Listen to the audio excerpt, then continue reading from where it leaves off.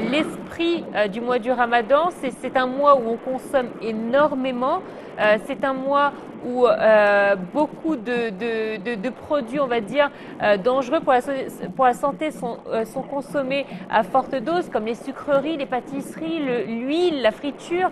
Bref, les gens mangent mal durant le mois du Ramadan, même s'ils mangent beaucoup. Donnez-nous justement quelques conseils nutritionnels pour ce mois du Ramadan.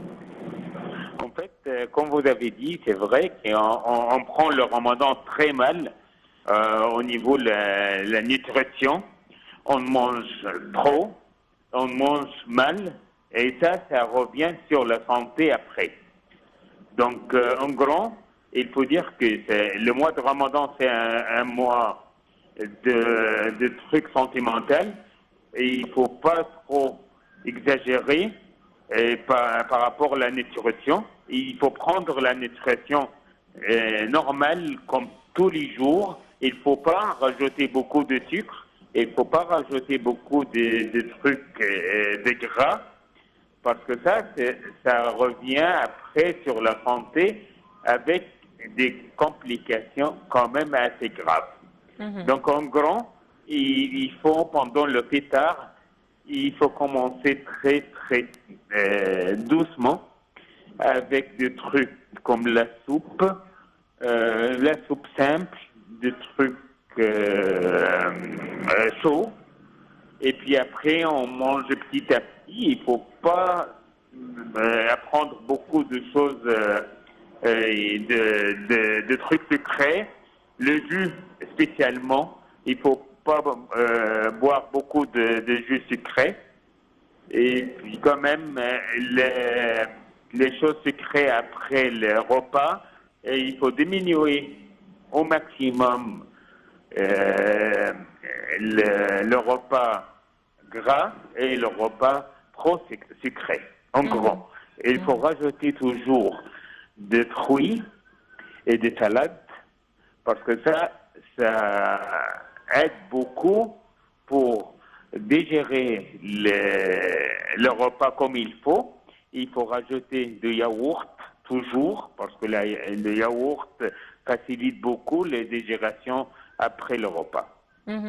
Alors pour le suhour, vous savez qu'il tombe donc à l'aube. Les gens généralement mangent et vont dormir. Et on sait que manger et dormir tout de suite après n'est pas sain. Comment pouvons-nous nous organiser en termes de suhour et qu'est-ce qu'on devrait manger pour ce petit déjeuner qui tombe au milieu de la nuit?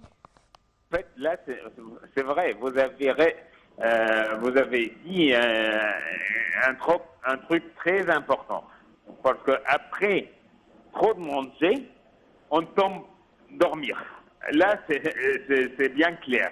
C'est pour ça qu'il faut diminuer les repas, même couper le repas en deux, trois, et puis il faut jamais dormir après le repas.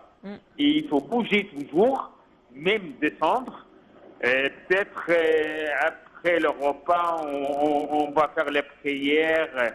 Là, ça va aider.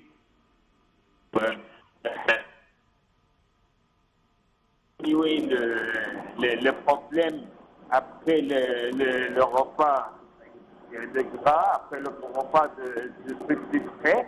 Avec le mouvement, le bouger, ça aide beaucoup pour digérer et diminuer les problèmes de santé après. Alors, est-ce que, docteur, il y a des gens qui se posent la question, surtout que nous sommes en temps de pandémie, est-ce que le jeûne est mauvais pour notre santé? Est-ce qu'il freine notre immunité? Est-ce qu'on est plus susceptible et plus fragile justement pendant la période de jeûne? Justement, en fait, pendant la pandémie de Covid, là, si on mange correctement, si on boit correctement, ça ne va pas revenir de problème pour le Covid. Parce que normalement, si on fait les choses comme il faut et si on mange comme il faut, les personnes deviennent normaux et ça va beaucoup aider pour l'immunité pour eux. Donc, ça va même diminuer le risque de Covid. Mais si ça tombe mal, si ça mange trop et incorrect, ça tombe mal sur l'état général, ça tombe mal sur l'immunité et ça devient plus de risque d'avoir ou d'attraper le Covid après. Alors, il y a aussi un problème très important chez les personnes qui jeûnent, c'est la soif. Comment éviter d'avoir soif durant le jeûne? Est-ce qu'il y a des astuces à adopter ou à faire pendant la période où on peut manger pour éviter justement qu'on ait très soif durant la journée? En fait, c'est une faute qu'on boive trop avant le Pâques. Non. Il faut toujours boire pendant les horaires de manger, depuis il fait tard jusqu'à le Pâques. C'est pas que le Pâques. Ça, c'est une chose. Et puis deuxièmement, il faut éviter de se balader, de se marcher au soleil.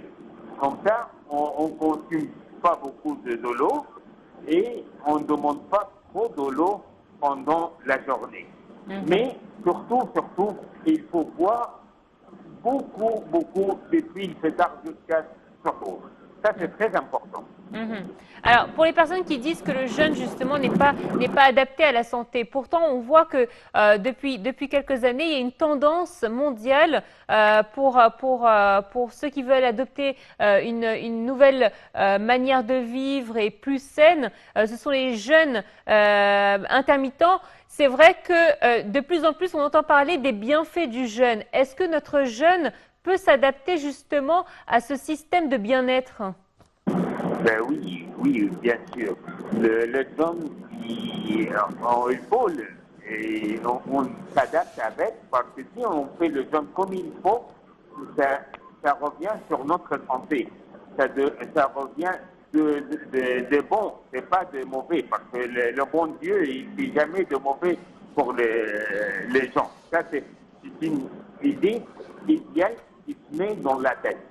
Soit que le bon Dieu, il a décrit le gens, c'est-à-dire qu'il ne va jamais faire de mal pour les gens. Mais c'est nous qui fait de mal en nous-mêmes. Comment? Parce qu'on mange mal, on mange trop, et là, ça devient sur notre santé après. Docteur Amr Ismail, professeur à l'Institut des maladies pandémiques, merci à vous de votre participation à notre programme Bonjour l'Égypte.